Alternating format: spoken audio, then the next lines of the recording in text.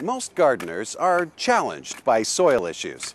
Today, we'll simplify those issues as we talk about preparing your vegetable garden for winter.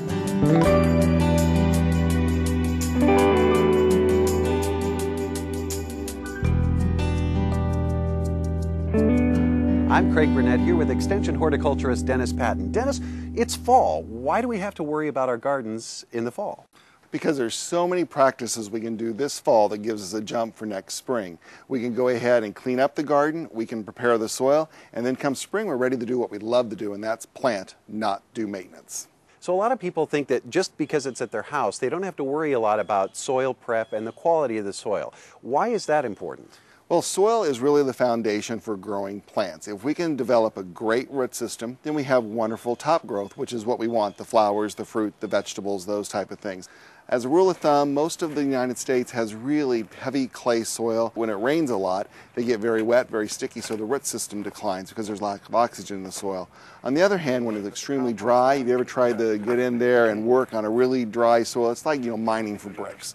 And as a gardener, we want something kind of in between that gives good aeration, good moisture holding capacity, so we can get strong roots, great tops. Very cool. Now, it doesn't require a tremendous amount of work, right? I mean, it's just basically clearing all the dead stuff out. How do we get started? Well, the first thing we need to do is just get rid of that old plant debris. A lot of insects and disease can overwinter on the old vines. We can also leave a lot of weeds out in the garden that we didn't take care of during the summer months that will just drop weed seeds over the winter months. So we're just going to go in there and start removing, pulling out all those vines, getting rid of those, and then after that we're ready to start with the soil prep.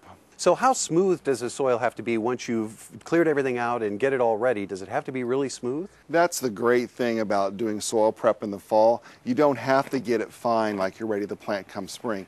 Actually, it's better in the fall if you leave a very coarse till to the garden, because what's going to happen over the winter months is the rain, the snow, the freezing and thawing is going to naturally break down all those really hard, rocky, clod pieces. So in the spring, all you have to do is take a rake and just rake the soil down and we're ready to plant. The other great thing about doing the tillage in the fall is that we can come in and we can do a soil test.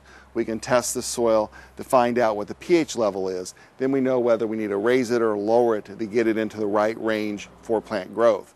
We use lime to raise the pH. We use sulfur to lower the pH. We never want to add those unless we know the pH of the soil. The soil test also gives us a phosphorus potassium level, and that tells us what type of fertilizer we're going to need to apply next spring when we plant the garden so that we have great growth. So a little preparation in the fall gives us big dividends in the springtime. That's right. For Dennis Patton, I'm Craig Burnett for the Homestead Gardening Series. We'll see you next time.